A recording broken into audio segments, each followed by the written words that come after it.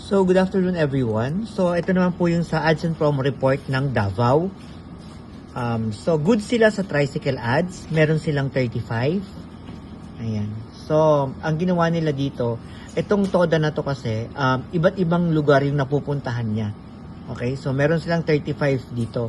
So, ang suggestion ko lang dito ay hanap pa sila ng isa pang dalawa or tatlong TODA pa para at least hiwa-hiwalay yung ads natin na makikita.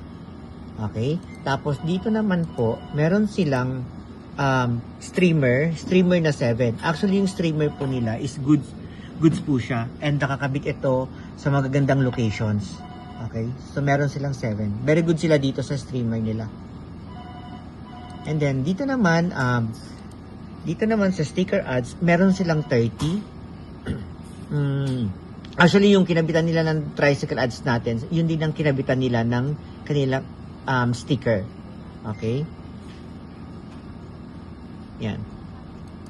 Tapos, dito naman sa mall ads, dito naman, vendor ads, isa lang po yung vendor ads nila. So, I suggest calling the attention of Davao personnel. Ayun, dagdagan po natin yung vendor ads natin. Saka hindi siya pwedeng isa lang sa dami ng pwedeng paglagyan natin. Okay? Tapos dito naman, yung kanilang giveaways po. Ayan. So, goods din po yung kanilang giveaways. Ayan. So, marami pa silang giveaways. Good for 2 months pa po yung remaining balance nila ng giveaways sa store. Inventory nila sa store. Okay. Dito, ang wala naman lang po si Davao is wala po silang jeepney ads. And then, wala din po silang customer visits. Okay? Tapos, ang giveaways na napamigay nila last month is 22 lang. So, bitin yung nabigay nila and then kulang. So, yun lang. So, ang concern ko lang kay Davao is that yung mga ibang ads nila, to be specific, yung sa tricycle ads, hindi siya nakakabit siya pero hindi siya naka-install properly. So, pag nag-install tayo, suggest ko lang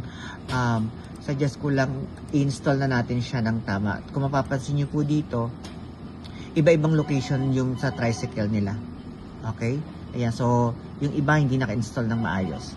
Okay? So, yun lang po yung sa Davao report. So, ang suggestions ko lang talaga is that magkaroon sila ng customer visit dahil wala po talaga sila. Yun. Tapos, mall ads. And then, dagdagan pa natin yung pamimigay ng giveaways. Yun lang guys. Thank you.